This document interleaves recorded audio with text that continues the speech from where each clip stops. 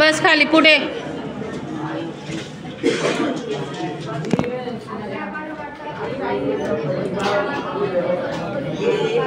शांत बसा ना, बाकीचे लक्ष द्या ना पुस्तकामध्ये. तुम्ही शांत बसा म्हणजे येईल आवाज. मूर्ख. आपल्या वारंवार अपयश मिळत असेल तर याबाबत दुःख करत बसू नका, कारण काळ अनंत आहे. वारंवार प्रयत्न करा व सतत प्रगतीच्या दिशेने पाऊल टाका. सतत कर्तव्य करीत राहा. आज नाही तर उद्या तुम्ही नक्कीच यशस्वी व्हाल. पुढे वाच. एका जागेवर थांबू नका जोपर्यंत ध्येय प्राप्त होत नाही.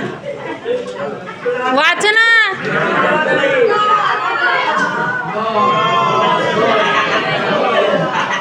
जीवनात चढ उतार हे येतच असतात. खाली बस. वाच.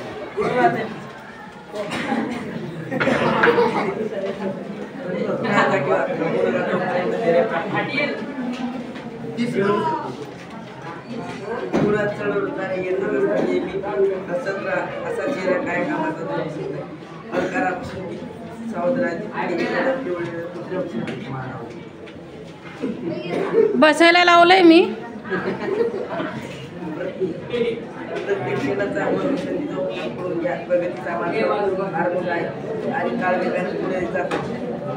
म्हणून संपूर्ण आत्मबळाने कामाला लागल्याशिवाय तुम्ही ध्येय गाठू शकता.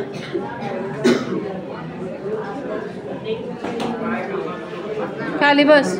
वाच.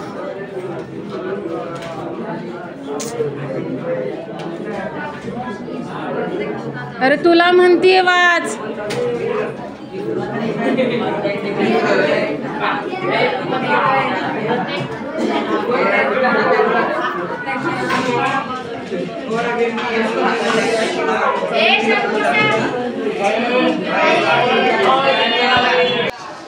आपल्याला वारंवार अपयश मिळत असेल तर याबद्दल करत बसू नका, कारण काळ अनंत आहे. वारंवार प्रयत्न करा व सतत प्रगतीच्या दिशेने पाऊल टाका. सतत कर्तव्य करीत राहा. आज नाही तर उद्या तुम्ही नक्की यशस्वी व्हाल. कुठल्या जागेवर थांबू नका जोपर्यंत ध्येय प्राप्त होत नाही. बस खाली. वाच.